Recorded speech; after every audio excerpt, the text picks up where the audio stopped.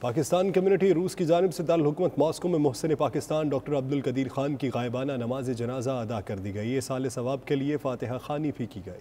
Doctor قدیر خان کی غائبانہ نماز جنازہ کا اہتمام پاکستان کمیونٹی روس کے صدر ملک شہباز نے کیا، جس میں پاکستانی کمیونٹی کی اہم شخصیات نے شرکت کی۔ اس موقع پر ڈاکٹر قدیر خان کو پاکستان کو ایٹمی طاقت بنانے اور ان کی ملک کے لیے گراں قدر خدمات کو خراج تحسین پیش کیا گیا، اور شرکاء نے 92 نیوز کے نمائندے شاہد گھمن سے بات کرتے ہوئے کیا کہا، آئیے دیکھتے ہیں۔ بہت ہی دکھ کا دن ہے کہ ہماری اتنے عظیم سائنسدان پاکستانی ہمارے قابل احترام ڈاکٹر صاحب جو ہیں وہ اس دنیا سے جا چکے ہیں۔ 1947 سے لے کے آج تک 74 سال میں یہ پاکستان کے واحد مرد مومن ہیں جنہوں نے پاکستان کے تحفظ کے لیے یہ ساری کیا، اور آج وہ ہم میں نہیں رہے تو ہمارا دل بہت دکھی اور افسردہ۔ غائبانہ جنازہ کرایا اور دعا کرائیے، اور ہمارے لیے ایک بہت دکھ کا دن ہے کہ محسن پاکستان اس دنیا سے چلے گئے ہیں، لیکن جب تک پاکستان کا نام رہے گا، پاکستان کی بقا رہے گی،